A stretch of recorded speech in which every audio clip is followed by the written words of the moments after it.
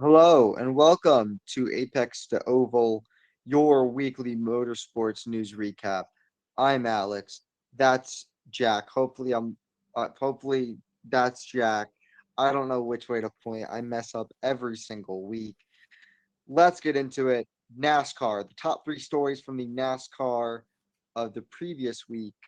So that is February 16th to 22nd. So let's get into it. Um, on Thursday, this past Thursday, an appeals panel upheld Parker Kligerman's disqualification in the Daytona 500. Kligerman originally won the Truck Series race on February 14th, but was later disqualified due to the car not meeting ride height requirements. Kligerman and Henderson Motorsport appealed the decision but lost said appeal. This is the second win in 4 months taken away from Kligerman. Jack, do you have your thoughts? If I remember right, their argument here was that they had the front too high, like Hmm. higher than it had to be, which is why they got the result they got in the rear.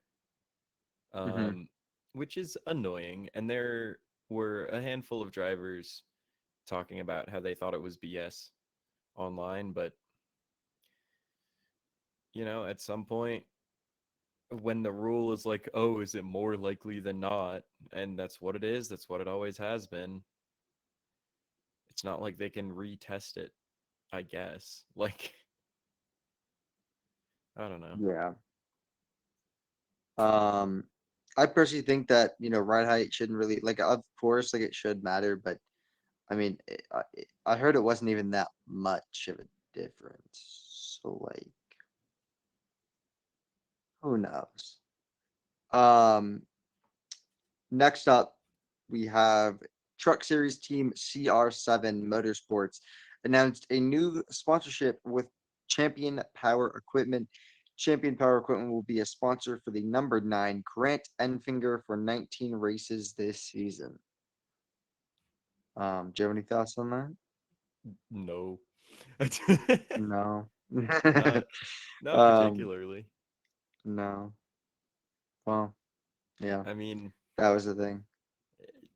familiar, I guess. Like Enfinger's one of those truck lifers, right? Yeah. So, Mm-hmm. I mean, it's cool that he's keeping the same car, but I don't know. Truck Series sponsorship news is Truck Series sponsorship news, you know? Yeah. Nothing. Like I looked throughout the week, it just didn't seem like anything was I mean, going on fully. Corey But Haim's running a few races for 2311. yeah, I think we already talked about that.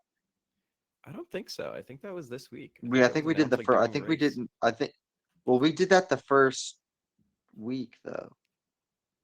Maybe it was just his debut. Maybe I thought that we talked more about the races he was going to write in. But I think we talked about that when we talked about his debut. No, because it was announced Anyway, like this week that Corey Haim is running. I think it's 3 races for 2311 this year. Of course, on the back of him having 3 or 4 Cup Series starts last year, because he was like an injury replacement. I'm trying to find. Hold up. That's not going to tell me. All right, we'll figure this out. We're gonna figure this out. I'll look it up on the doc. I'll go back into the doc and see. Um, But anyway, moving on to our third and final NASCAR article. Dodge reportedly looking to rejoin NASCAR's Truck Series in 2026 and the Cup Series in 2027. According to The Athletic, the car manufacturer is looking to rejoin NASCAR in 2026 with the Truck Series and 2027 with the Cup Series. Dodge previously raced in NASCAR between 2001 and 2012 before exiting due to financial difficulties. Jack, I feel like this is a big news. What do you think? I mean, it's been a couple of years now that people have been hinting at a new manufacturer coming, and Mm-hmm. Dodge makes sense. The one thing that's really interesting to me is that it's being listed as Dodge for both, because technically, like right before Dodge left the sport, um, Ram trucks split out in like 2010, right? Ram is separate from Dodge now and has been for like a Yeah. decade and a half. And so that was the first thing that jumped out at me, which was like, it, I'm sure it's just using Dodge as shorthand because that's what NASCAR fans are familiar with. But would it technically be like Stellantis or whatever the like overall name is that's joining? If they're I going to have be no clue. joining I trucks and just then Cup. yeah. All I know, all I know is that Dodge, what is it? Dodge is looking to rejoin the Cup Series. That's all I know. Which is good. I mean, there had been whispers about it, and Dodge does feel like kind of the obvious answer there to come back. Um, Although I know some people thought that it would be like Nissan or something, which was really interesting. Oh, interesting. Um, sorry, I'm trying to fill out some of the doc because I didn't fill it out before somehow. All right, into F1 news. First up, Carlos Sainz announced as the Grand Prix Drivers Association director. The Grand Prix Drivers Association director role was left vacant after Sebastian Vettel's surprise exit from Formula One in 2022. Sainz now joins Chairman Alex Wirtz, Mercedes F1 driver George Georg Russell, and Anastasia Fowl as a leader for the Grand Prix Drivers Association. Do you do you got anything on that? Do you have any opinions I'm on that? kind of surprised that it wasn't filled like in the last 2 years. You know what I mean? Yeah, I think also like I'm surprised Lewis didn't step up. I'm Part of not me is as much. surprised because for at least for me, from what I would think is like Lewis is one of the oldest driver. What, he's the second oldest driver on the grid. He's very active in social issues. I feel like he'd be passionate about like he's very passionate against being against the FIA, actively standing out against them multiple times. I felt like he probably should have stepped up, but apparently he didn't. So I yeah. think I think that part of the problem there is that Lewis has been kind of explicitly targeted by the FIA in a way that I feel like for the drivers, you probably don't want someone who's direct, like, you wouldn't want Max up there either, as far as someone who's directly in their crosshairs to be the one kind of negotiating with them, Hmm. right? And it's very Yeah. clear that Science is up there as like appearing to be more like moderating, but obviously still, I mean, it seems like the drivers are pretty unanimously against all the BS that the FIA is pulling lately. But like the FIA like wants to ban jewelry and obviously a lot of the stuff with like restricting what you can say or do as far as making statements. And I feel like Lewis is already clearly in the crosshairs there and is also very likely to put himself back in the crosshairs there in a way that I think for all the drivers' sake, you might not want him to be the representative of all of the drivers if it's clear already how the FIA feels about him. Uh, I mean, I just feel like I do see that, and I do agree with that. To be fair, like I think having Lewis in that position would not have been the best, obviously because he gets targeted a lot.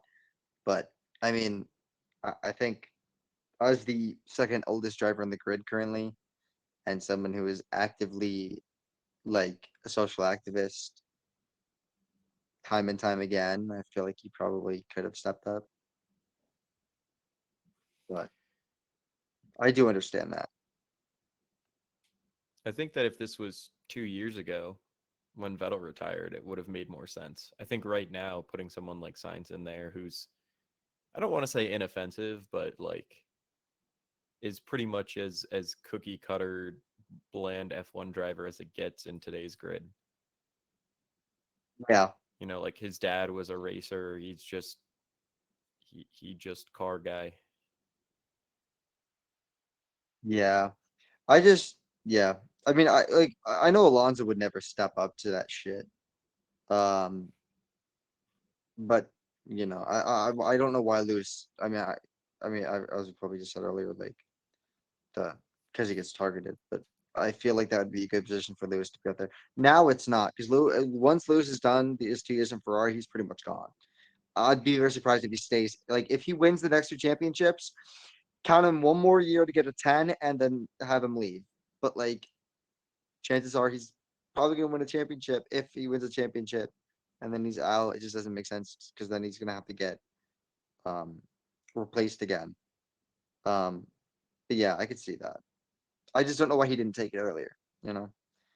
On to our next article. The FIA condemned the fans who booed Christian Horner and somewhat Max Verstappen at the F175 event. The FIA has constantly, and this is what I've written down, this is what I think. So the FIA has constantly overlooked verbal abuse to drivers and racist acts towards Lewis Hamilton, along with constantly taking away the freedoms of drivers during race weekends. But God forbid Christian Horner gets booed. That's where they that's where they draw the line. Um, I'm very much what the heck. Um, I hate that. I why like why what? Because Horner, they didn't really say stop booing Matt. They didn't condemn the fans for Max. They condemned them for Horner. Yost spoke out for Max, being like, "We're never going to an event like this again." But the FA are like, "Oh, don't boo Horner." Fuck Horner. What do you mean? Like these, you're gonna like you are bringing the most hated man in F1 besides Max to an event in clearly McLaren, Mercedes and like, you're taking them to like and you're expecting them not to boo? Who cares about booing? Like my whole thing is, who cares? If they boo Horner, who cares? They let people boo everyone else, every other driver, but Christian Horner is where they draw the line. Like, no, I hate that decision. Anyway, Jack, what do you think? I I think that equating booing, which is incredibly common and good for sports, to like online abuse of drivers or whatever else is actually insane. Yeah, yeah,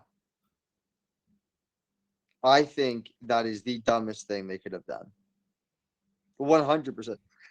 Like, let's be honest. There's going to be booing in every sport, right?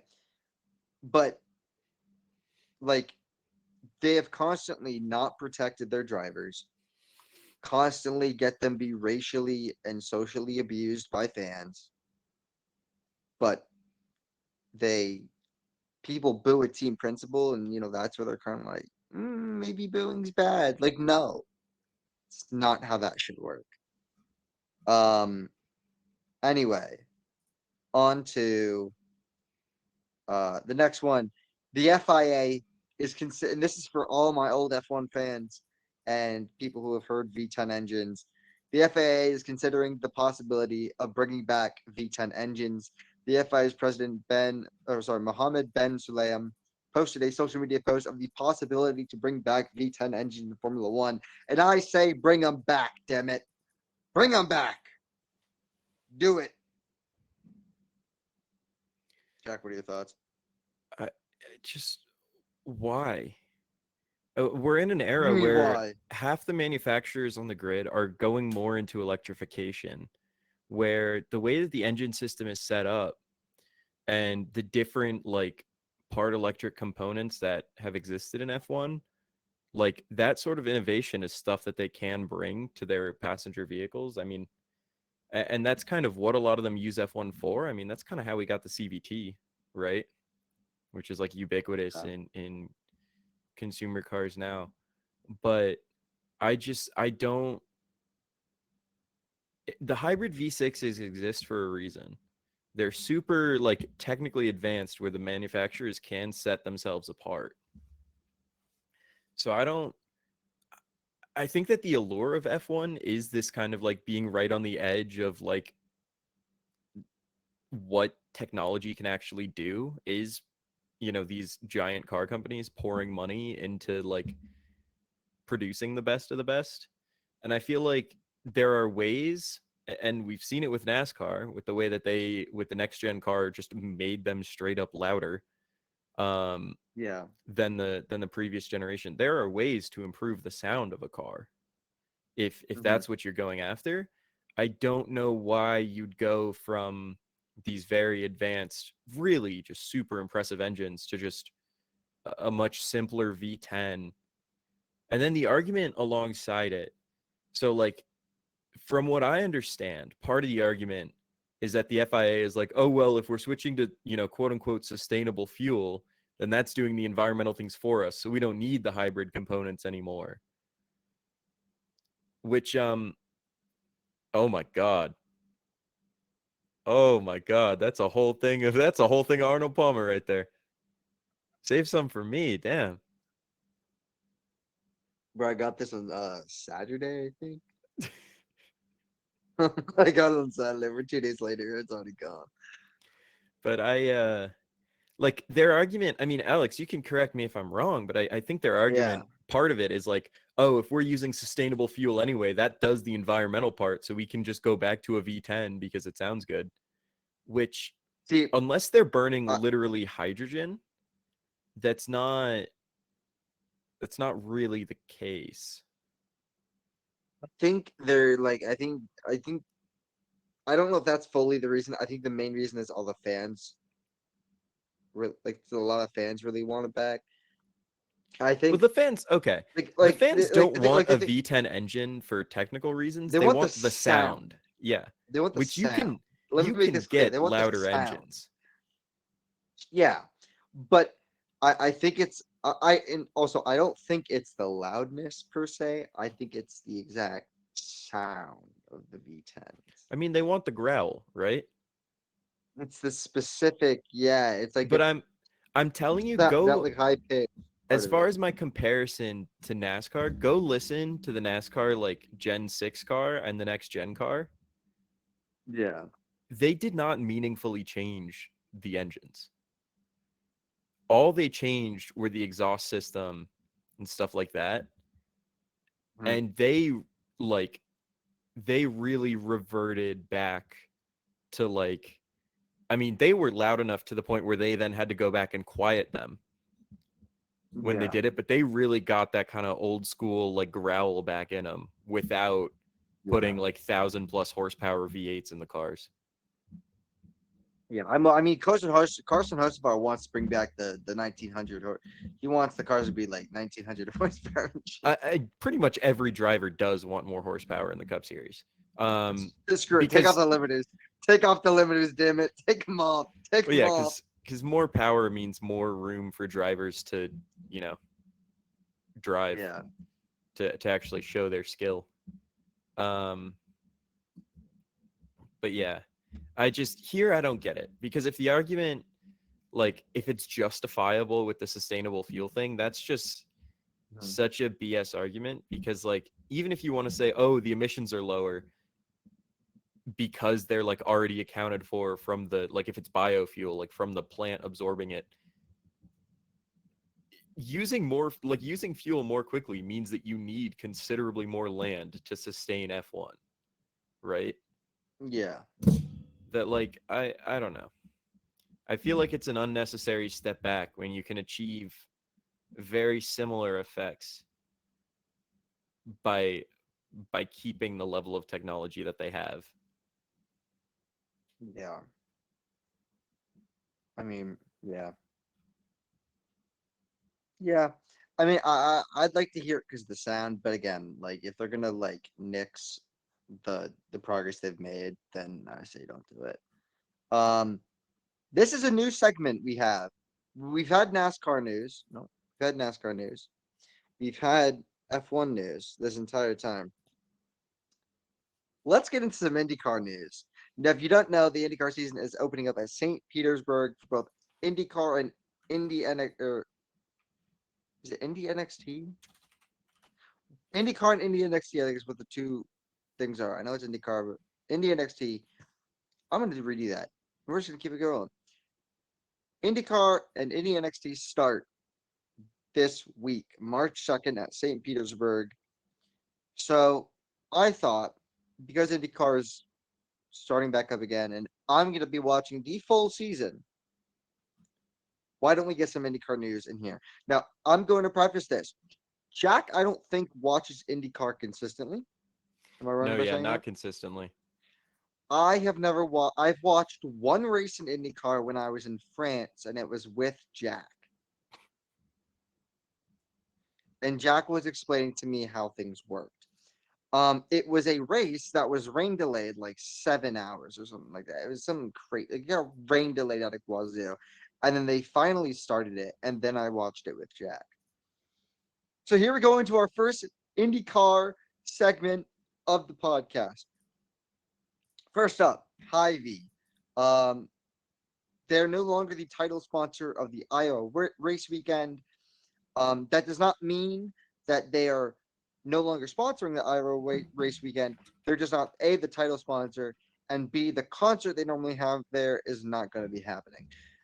They are stepping back as the sponsor, but those that's the title sponsor, but they'll still be a significant sponsor of the race weekend. Um, this is one of the biggest news that happened this week. Um, it's like if I don't know, I don't really know what F1 or like that's if like I don't know. Autism Speaks left NASCAR, which I think he did at one point. Maybe they're not a thing anymore, but Well, this is big because of how much in their few years of sponsoring the race, how much they did for the race and kind of for the sport as a whole. yeah, well, because it didn't. Remember when they had a whole concert there?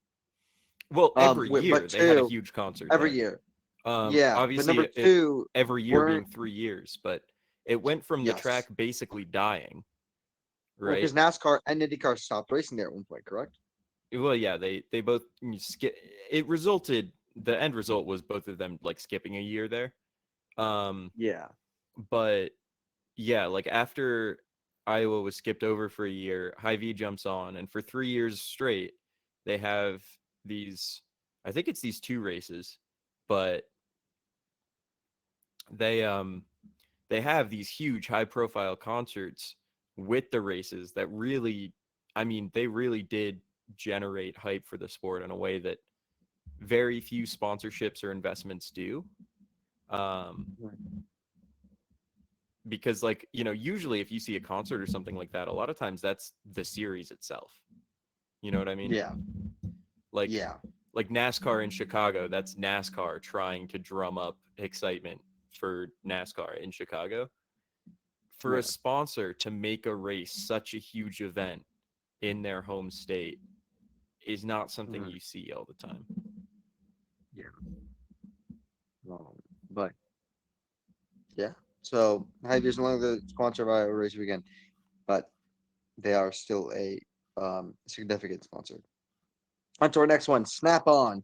To take on the primary sponsor role at the Milwaukee Mile 250 on August 24th.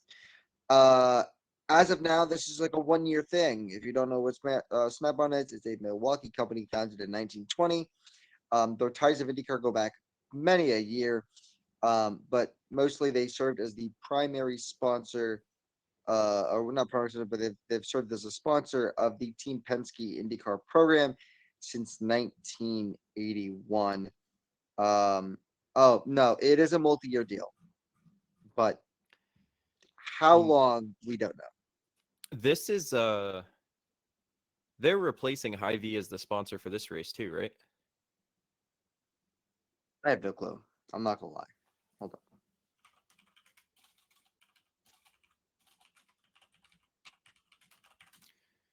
Yeah. Okay. Um, yeah, Hy-Vee also sponsored both Yes. races at the Milwaukee Mile, which we were just talking about how much Hy-Vee did as a sponsor for their home state of Iowa, right? They're based in Des Moines. Yeah. It's nice seeing another hometown sponsor take something over, right? I Yeah. mean, I doubt they have as like big a plans as Hy-Vee had for Iowa those few weeks, but or those few years, my Mhm. bad. But it's nice seeing that element play a part instead of everything becoming, because it feels like in general the trend in sports elsewhere is like, Yeah. I mean, I'm in Pittsburgh right now, right? The stadium went from Heinz, which is a local company that everyone interacts with, to Acrisure, which is like a Michigan-based like Acrisure. Hey, tech Acrisure Park insurance coming company. next. Where it Acrisure feels Park is like, coming next, Jack. Don't you worry. oh, absolutely. But yeah, it feels like a lot of the trends in sponsorships, it's going to like pharma, it's going to like these insurance and financial companies, and it's going to more companies that are kind of further detached from like people's day-to-day lives, right? Where like it's nice to see a local company and a tool company that a lot of people do genuinely like interface with in some sense, like take that sponsorship over. I don't know. I think I agree. I mean, that's what if um I don't know. What's the get Connecticut like ESPN maybe I ESPN? Yeah, I think if you're going for Connecticut, I don't know about really any huge companies that people interact with every day that they know the Shit. name of. I mean, there's I don't probably even like know. I don't even know if Unilever's still there, but there's probably like Henkel. It's just some I skincare don't know. stuff. I don't even know. I don't know. But But yeah, yeah, it's nice. It's nice to see. And our final IndyCar news story article is now I'm gonna mispronounce this because I forgot to look this up. Tony I was a Kanaan. little unprepared. That's how you say it. Thank you so much. Tony Kanaan to take over the team principal role at Arrow McLaren. The former Indy 500 winner and multi-time IndyCar winner has been in a advisory role for Arrow McLaren the past 2 years, and with the departure of former team principal Gavin Ward in November 2024, the CEO of McLaren Racing, Zach Brown, promoted Kanan to take over the team principal role for 2025. This is the one that it was unclear if it was a multi-year deal or not. They've been having a lot of turnover in Arrow McLaren the past couple of years in management. Um, It seems like I this mean, is it's big part of news. them settling on an option moving forward. I mean, you'd hope so, Also, right? Because too much turnover is bad. I believe this season the Arrow is gone. I think it's just McLaren now. Is it really? That's dumb. We don't need another McLaren. We need What? another. Well, now I'm going to get them mixed up because McLaren and F1 is just McLaren. There's no title sponsor. They're the Wait only till team you in hear F1 about with a Team title Penske. sponsor. Oh, shoot. Yeah, but there's Porsche Penske, so it's fine. Or Penske Porsche, I was which talking is the about best IndyCar and Porsche. NASCAR. I was talking about like Oh, endurance racing. well, Porsche. All right. Anyway, big news there. Let's go into the race recaps for the Truck, Xfinity, and Cup Series. We're gonna make this a little bit quick, um, so we're not gonna ramble on too much.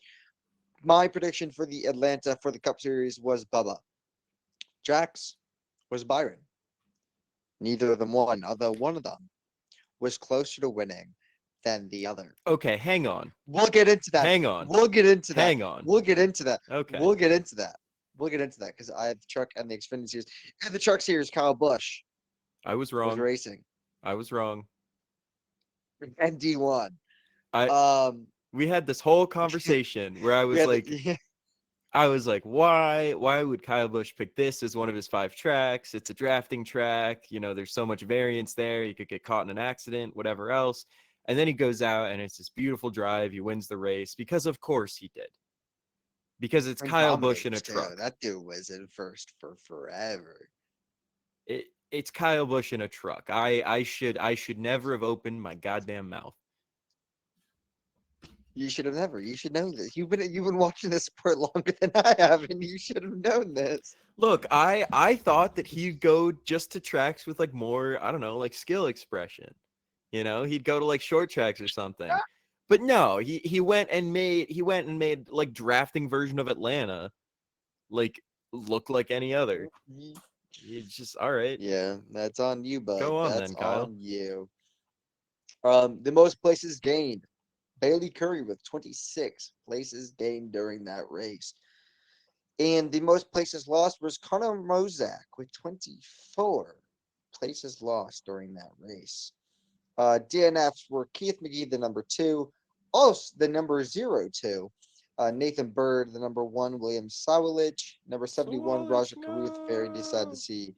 Number 90, Justin Carroll, number 77, Andres Perez de Laura, and former Malcolm in the Middle star, number 33, Frankie Muniz. Actually, though, did you see what he was saying after the race? He wants more respect. Yeah, all the drive like it's topical because, of course, I mean, as you should potentially, you referred to him as Malcolm, but it really does seem like the drivers don't see him as a legitimate like rookie in the series, and they see him as, oh look, it's the Malcolm in the Middle guy racing in the trucks for fun. Yeah. And I mean, let's I be can honest. see the frustration seeing the way that Yeah. the drivers have been, but Especially after how good he did at Daytona. yeah, I mean, clearly, like, then to Like, go to another drafting track and then nobody wants to work with him. yeah. I'm just saying, he deserves it. He deserves all the respect. If you don't know And who Frankie Muniz is, he is Malcolm and Malcolm in the Middle, just to make that very clear. to be clear, like, yeah, sure, he's got name recognition to the point where he could get kind of a boost going into the series, but he did his time in ARCA. Like, Yeah. he's been kind of working his way up in the sense that it's inarguable that he has an advantage based off his name, but it's not like he's Yeah. not in the truck series on some kind of merit, at least relative to half the Yeah. field, right? Oh, yeah. Yeah.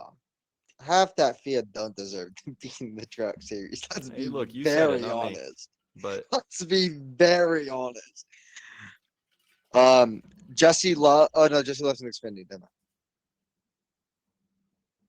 I was gonna say Jesse Love. You totally deserve it. You know who doesn't deserve it? I don't know. All right, on to the Xfinity series. Um, the winner, number 21, Austin Hill. of Most course you places did. gained. Yeah, of course.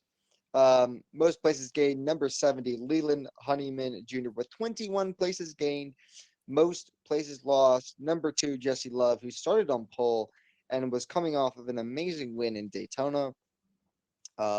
He did threaten on TikTok, and he might have threatened on Instagram Reels. I didn't check though.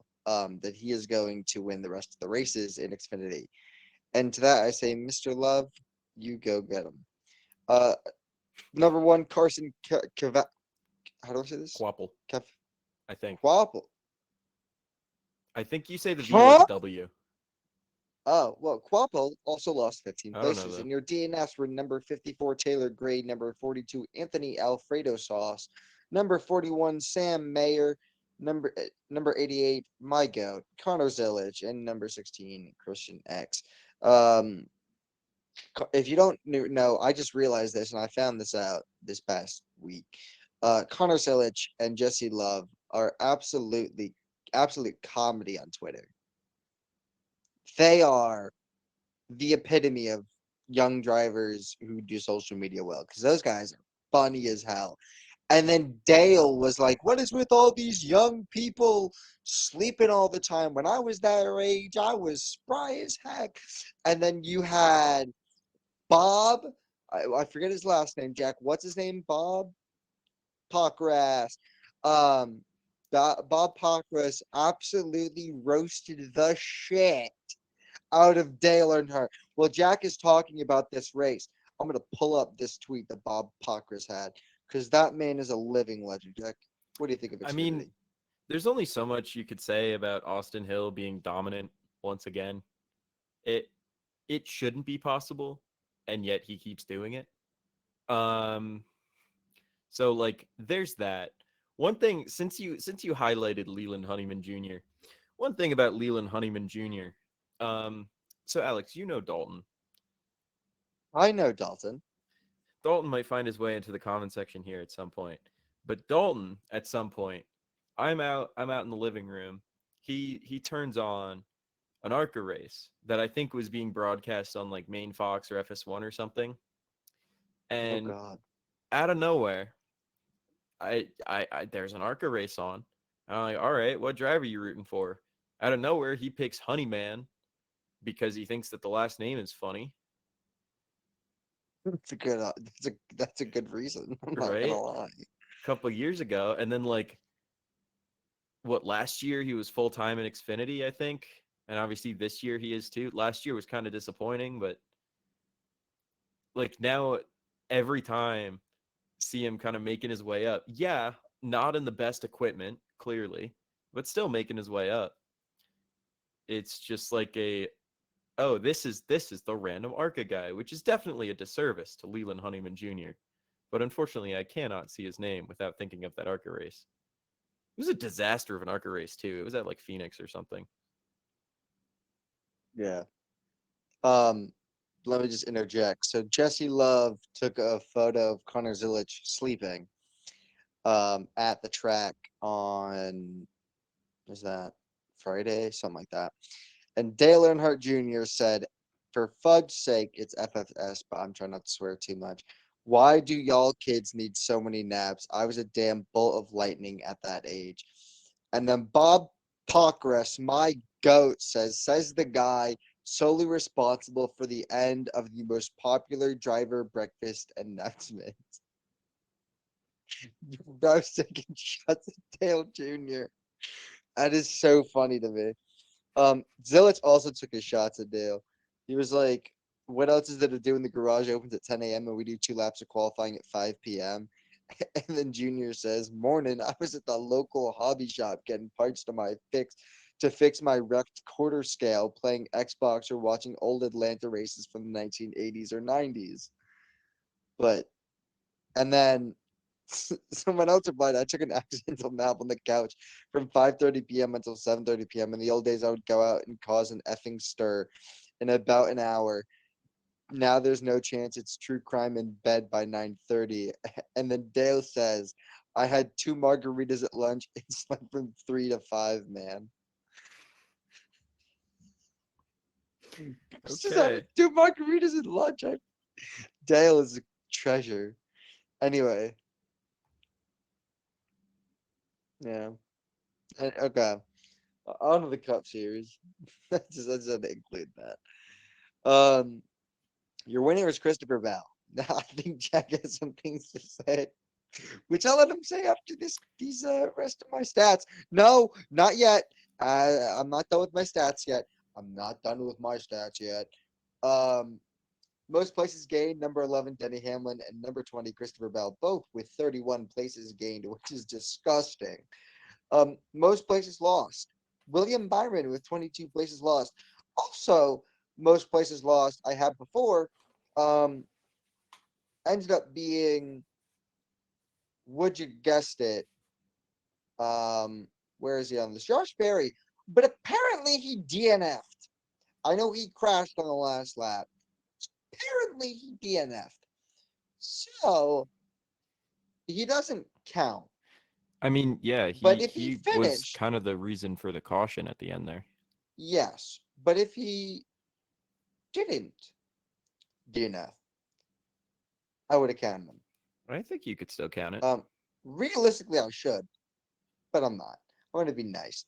DNFs, Brad Kozlowski, the number 6, the number 01, Corey LaJoy, FU, number 44, JJ Yellow. Oh, yeah, quick round of applause for Corey LaJoy wrecking. Number 44, JJ Yelly, number 41, Cole Custer, aka Cole Custard. Number 51, Cody Ware. Uh, More like number 51, Cody Ware's My Talent. Um, Fair enough. that was such a good one. I came up with that on the spot. Number 4, Noah Gragson. Number 99, Daniel Suarez. Number 54, Ty Gibbs. Number 2, Austin Cindric. And number 21, Josh Berry. I'm going to let Jack take this over. I was going to give my thoughts and recap a Go little for bit, it. but no. I know Jack wants this so bad. So, Jack, take it away.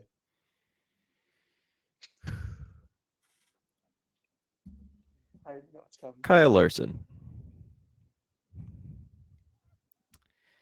See, I picked William Byron to win this race. I was feeling pretty good about that pick. I'm not gonna lie. With And like then 2 laps left, someone's you were doing dumbass great. decided to wall Austin Cindric from the lead into your own teammate, pretty much, and take Oh. him out and take out the two and cause a lot of other chaos. And I just want to know why. Like, I get that whole 0 for 48 streak has been eating at you on these drafting tracks. And his son.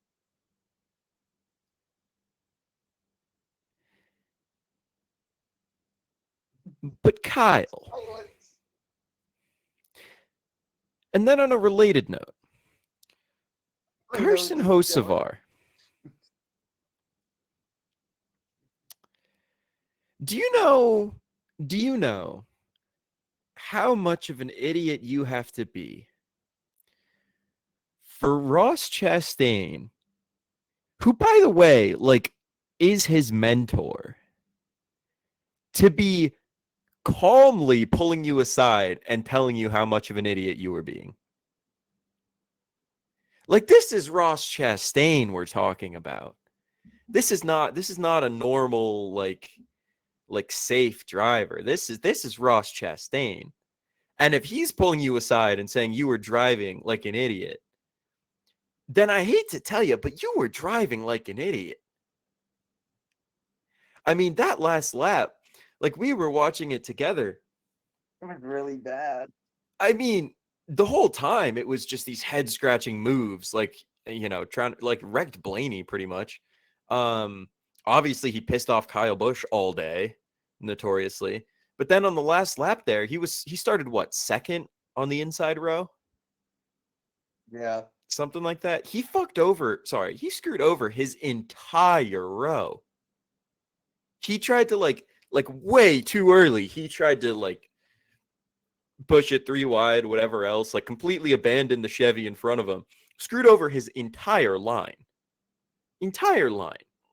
They ended up finishing okay, like, as far as where they started, because of the kind of chaos that happened behind them. But there's a reason that, like, at like the time that caution came out, it was Bell, it was who was it with Bell? And then Larson. It was Larson and it was Larson, Bell, and Hocevar. It was Hocevar in there? It was Hocevar finished second. Yeah. And then you had Blaney with like an actual run on the outside because there was actually something organized behind him, right? Like, Bell already had basically a car length.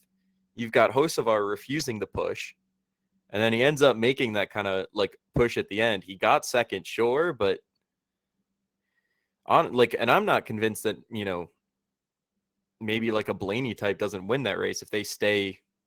I mean, obviously that's a big if, but if they don't kind of crash behind him, like, Also, shout out to Blaney because he was like dead last at one point because something happened and he crashed and he somehow made it back really, really like up in the order. was he dead last? I don't know if Because he was dead last, but he was so far behind everyone else at one point that yeah, like, because I mean he lost a lap, but I know I at least I yeah, think, but I know that McDowell was down there like might have been a 6 couple laps out and there. got like 6 free passes in a row and got Okay, back so on the he lead might it lap. might not have been he might not have been last, but he was so far off like the top where he was at before. And he was able to what? Make it back. Let me see where he made it back to. Um let's see. Fourth. Yeah, I mean, he was on the outside there. He had a run going. Like, he was honestly keeping going to the finish, just looking at who kind of had support behind them. It probably would have been like him or Bell for the win. Because that inside Yeah. line was a train wreck because Hocevar decided to just, I think he forgot he was on a drafting track all day. I don't know. Yeah, I mean he left Bush high and dry when Bush was in first. Oh, of course. Yeah, he left Bush He spun high and Blaney. dry. He Spun Blaney. screwed over his Chevy teammates so many times. Yep. Teammates as in like manufacturer mates. Obviously, I mean, the other Spire drivers weren't really the ones being screwed over there, but like, it's a drafting track. Your teammates are your manufacturer. Like Yeah. that's just how it goes. I was hoping for a Chastain win, and yeah, didn't Hocevar left Chastain out high and dry, and Chastain fell to like 10th at one. Like he went from first to 10th in like Yeah, I half mean, a lap. Chastain got shuffled out. Like that entire inside line was just a complete train wreck because near the front you had someone just trying to break up any attempt at getting together. Yeah, it was bad. Hocevar, maybe there's a reason why Hocevar is still bronze licensed in freaking iRacing. Yeah, yeah. Probably was The complaining about visual that in his interview. of you with the Arizona is just it's incredible. Now, with that said, do I still like Carson Hocevar at a non-drafting track? Yes. Yes. D- was I Hocevar. was Hocevar I is competing. pissed at him this entire race? Oh, yes. I was listening the entire time. The answer is yes. Absolutely. But yeah, you were saying Yeah. Hocevar Yeah. this week? Hocevar. Hocevar is racing in the Xfinity Series this upcoming weekend at Coda. Um, Fun fact. Also, one thing I forgot to mention about, and I'm gonna have to pull it up. So give me like a hot second. Um, One thing that may or may not have happened this past weekend or this past week. Um, a man, I believe it was Briscoe, um, was hit with a lot of reprimand. Oh I yeah, believe it we was didn't Briscoe cover the from Briscoe penalty. modified. We did not. I did. I completely forgot about it until now. I am Yeah. scrolling all the way back to see if I could find He entered this the race at what, tweet. negative 67 points or something? Yes, How yes, does it he did. I'm pretty sure we both Yeah, here still we have go. more Here we go. points in Yeah, the NASCAR Cup Series than Chase Briscoe. this is true. So here we go. Chase Briscoe for a modified spoiler. Docked 100 points, 10 playoff points, and his crew chief James Small was suspended for 4 races, and the team has also been fined $100,000. It's hard to argue. Um, Like, I mean, it seems like it was deserved. it was deserved. Um, but, um, yeah, that 10 playoff points is a major kicker. Same thing with 100 points. Like if he doesn't get a win, he's not making the playoffs. I wouldn't Let's say make that that clear. necessarily, but it would be an uphill climb. Yeah. I mean, I don't. currently, right now, we have like I don't want to say a full race's worth because the max you could get is like 61, I guess now. But, Yeah. you and I have 51 points on Chase Briscoe right now. Heck yeah. Me and Coach. I'll do better than Chase Briscoe. Um, but yeah, Chase Briscoe, 100 points, 10 playoff points, $100,000 to the team, and his crew chief is suspended for three more races. All right, let's get on to our next week. On Sunday, we have racing. Oh my God, I completely forgot about the Xfinity. So on Saturday, there's Xfinity racing. I don't know what time. It's at Coda. That's all I know. I have totally dropped the ball for this one this week. On Sunday, NASCAR Cup Series, Coda, 3:30 p.m. Before that, IndyCar at St. Petersburg, 12 p.m. Eastern. Then before that, IndyCar, and it's just what I did that. Dude, I am so gone. I don't know what's going on. I'm just not thinking. Starting on Sunday, you have Indy NXT at 10 a.m. Then at 12 p.m., you have IndyCar at St. Petersburg, the main series. Then at 3:30, you have the Cup Series at Coda. Okay. That is unfortunately why I have been inconsistent in when I catch indie races lately. Yeah. Well, good thing That I'm gonna be up. because I mean, college student schedule, leaving my homework for Sundays, and also once you get closer to the Yeah. fall, it's football o'clock. You need to stop doing that, bud. What do you mean I need to stop doing that? When else am I gonna do it? During the week. What do you think I'm doing during the week? You Other do it homework. more. Um, Oh, fudge. but it's like there's only time enough in the day to like focus on one thing being on a lot of times. Yeah. And it's good that they're not competing at the same time slot as NASCAR. But if they're before the NASCAR race, a lot of times I'm either not up by then or I've got something else going on then, right? That Although is actually true. this week I may have to rely on you to relay the important happenings of Sunday's racing. Um Oh God, that's scary. because I will be on an 8-hour drive back home. Oh, we're gonna talk about that after this. All um right. but We're gonna in the meantime, we'll, Saturday we'll I'm also talk. going to miss the majority of the Xfinity race, which starts at 2:30, um, because of some basketball games that are happening at my school. Um, but with that said, I Um, will be coming into Monday's episode ready for you to tell me all about how it went. yes, I will do my best. I'm gonna have to write a ton of notes now. Well, Um, I will catch up otherwise, but just know that a okay, week from now I will not have seen the races live. So I will be talking out of my butt. sounds good. All right, predictions for this week in racing. Coda, I have Chastain. He won his first Cup race Expound on at that. Coda in 2022, and I feel like he is going to do it again. My goat. That's why I wore the hat.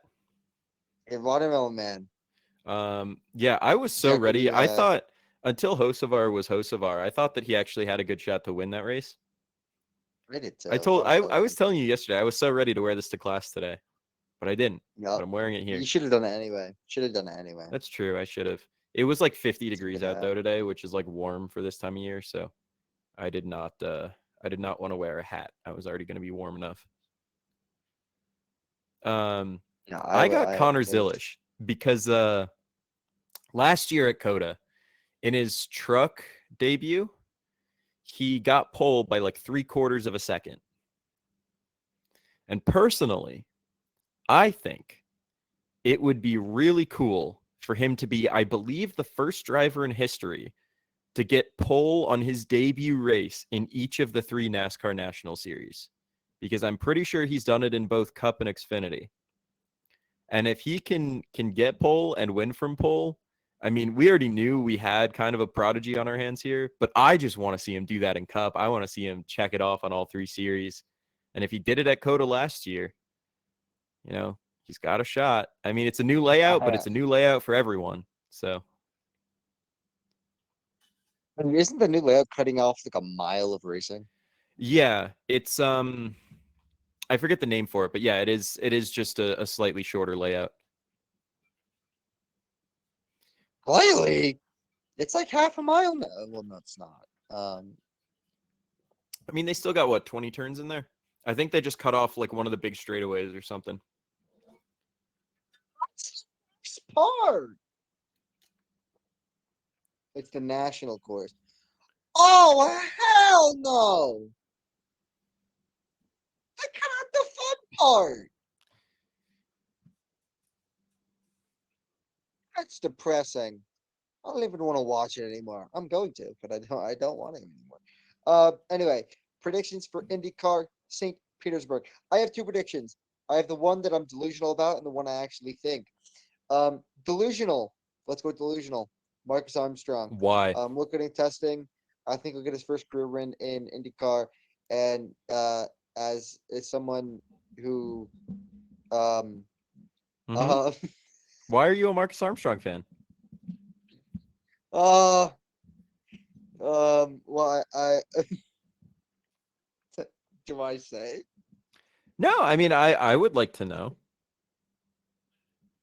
So back like, I think it was last year. Um he was dating someone that I really liked as a content creator. Her name is Lissy McIntosh. I had no clue who he was prior to them dating. Um, I knew like of him. I didn't know where he raced. Um, and since I heard of their split, I'm hoping he does really well at IndyCar because I heard that split was nasty. Um, I see. of course it was alleged, but I've heard it was messy. So I like Marcus Armstrong. I'm also a Roman Grosjean fan, but he doesn't race anymore, and he's a reserve driver. So worst time to get into IndyCar.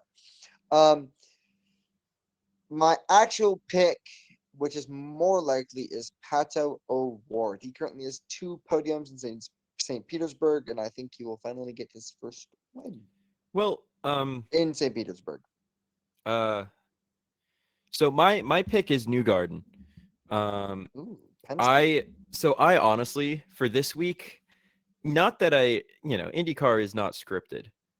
But I think if you look at the winners each week, it's probably a pretty safe bet that it's gonna be one of the three of Newgarden, Pato Award, or Pillow.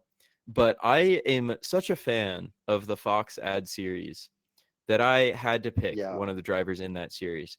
And last year at St. Pete, correct me if I'm wrong, but I'm pretty sure Newgarden won the race day of. But like a month later, he was DQ'd, and Pato Award actually got the win for that race, right? So I'm I essentially predicting that Newgarden keeps the win this time. will check. Um,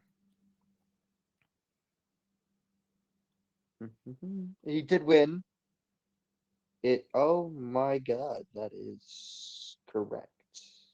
Yeah, Why did that take a month? I don't know. Wow. I would be lying if I told you I remembered the specifics. Well, Even though they I manipulated really the push should, to it was a big pass. deal. But They also, oh my God, they also disqualified Scott McLaughlin, who was Newgarden's teammate, mhm. um, who Who, by the finished way, third. And contender in his own right. I mean, championship yeah, contender in his own right. McLaughlin, like yeah. I would not be surprised if he won it this year. So they manipulated its push to pass system during the race. I now that you're saying it, I remember I think it was Newgarden giving like a passionate speech of like I am not a cheater.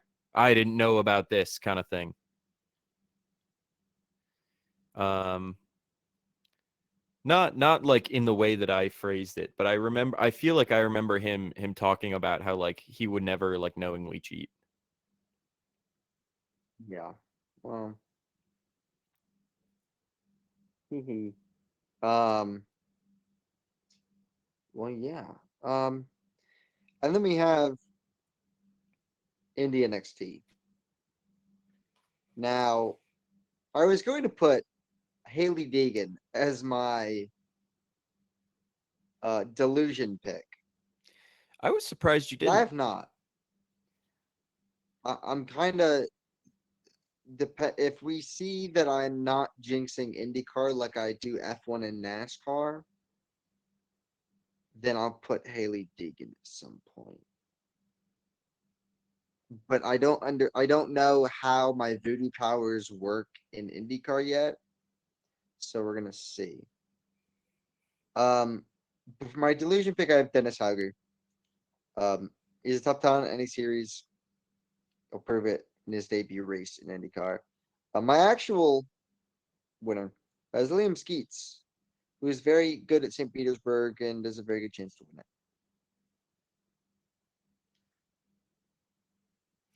So Jack, who do you have? I would be lying if I told you that I was terribly familiar with any of the drivers in Indy NXT. I For think example, as a you force are of habit, very knowledgeable about one driver in Indy NXT, as a force and of she goes habit, by Haley Deegan. I still call it Indy Lights, even though that has not been its name for 2 years. Interesting. But with that said, this week, seeing that you did not pick Haley Deegan and feeling like in your heart of hearts you wanted to really badly, I did decide that even though I know it's not going to happen, that my pick for St. Petersburg would be Haley Deegan. Haley Deegan's winning it, folks. You heard it first. Haley Deegan. Now, with that said, as the season gets underway and I pay a little more attention to the series and, the people that I pay attention to don't move up, then we might have some actually more educated picks here. But for now, seeing that you didn't pick Haley Deegan, it felt like someone had Haley to. Deegan. Haley Deegan. Haley Deegan. Did you know that Tony Stewart raced an IndyCar? Yeah, I didn't know that. He's a champion. He's an IndyCar champion in 1997. he's my GOAT. Not really. I actually don't. This is going to sound weird, but I don't really have feelings about Tony Stewart one way or another, which is kind of hard to do. I didn't realize he was an Indy. Anyway, Hmm. that is the podcast. We're over a minute and an hour and 2 minutes. So that's gonna be our podcast. Thank you guys for watching Apex to Oval. That is Jack, one of the ways. I'm Alex, and thank you for joining us for your weekly motorsports news recap. Peace out.